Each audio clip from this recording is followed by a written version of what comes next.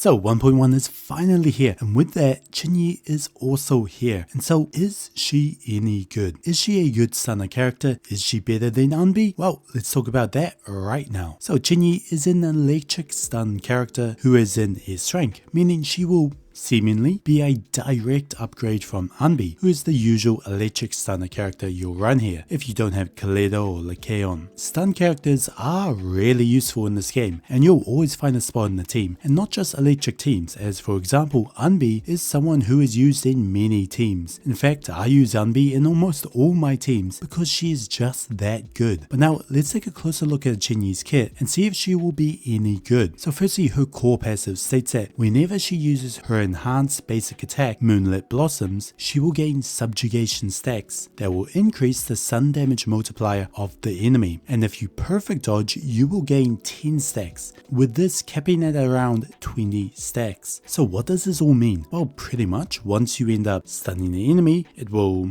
get stunned, and then you'll be able to deal some huge amounts of damage with all these subjugation stacks, meaning Qingyi doesn't just stun the enemy, she will allow your main DPS to deal some very impressive damage. This also is a stun damage multiplier. It doesn't require any element, meaning while she does work pretty good in electric teams, she can definitely work, and in some cases much better, in other teams like a Zhu Yuan team with Nicole. This also will mean that she won't be power crept as easily, as while there may be better stunners in the future, this buff will still be very useful, unless, you know, a stunner who has a better buff gets released. Then Qingyi kind of falls down. But now moving on, we have her additional ability, which is also rather interesting, as it states that if you have an attack type character or someone from the same faction, basic attacks will deal 20% increased day's damage, and then if Qingyi's impact stat is greater than 120, then each point will increase her attack by 6 up to a maximum of 600. Now again, this is a very nice ability, further making her a great stun character and increasing her damage by quite a bit. But the really interesting thing is how you proc it, and seeing that you only need an attacker type character, unlike many other characters in the game who usually require the same element character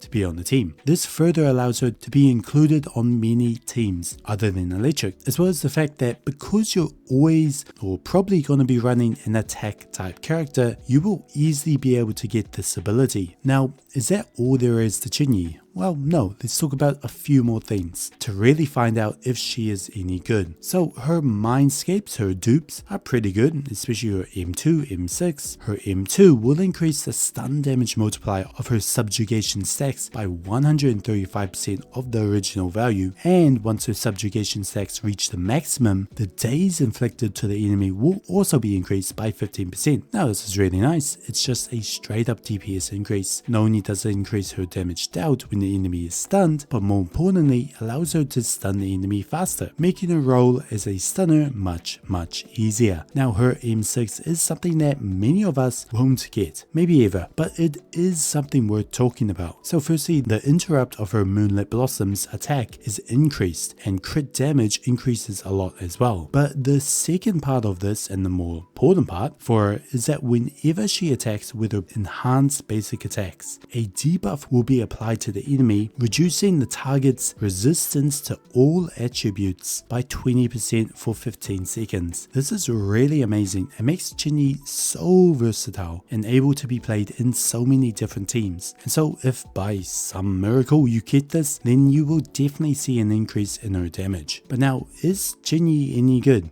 Yes, she is very good. She is one of the most powerful stunners we have right now that will not only stun the enemy but give powerful buffs and stun damage multipliers, allowing her and her team to deal some impressive damage. In terms of a comparison with Anbi, who is also an electric stunner, Qingyi is better in almost all regards, especially as Qingyi's additional ability only requires an attacker type character to be played with her rather than the elemental requirement that Anbi has. And so if you are lacking a solid stunner character regardless of the team and the team's element, then perhaps you should summon for Qingyi, who is very good and someone I highly recommend. But now with that, I wish you all the best if you do decide to summon for Qingyi, and if you enjoyed this video, leave a like, comment, subscribe, and I'll see you next time.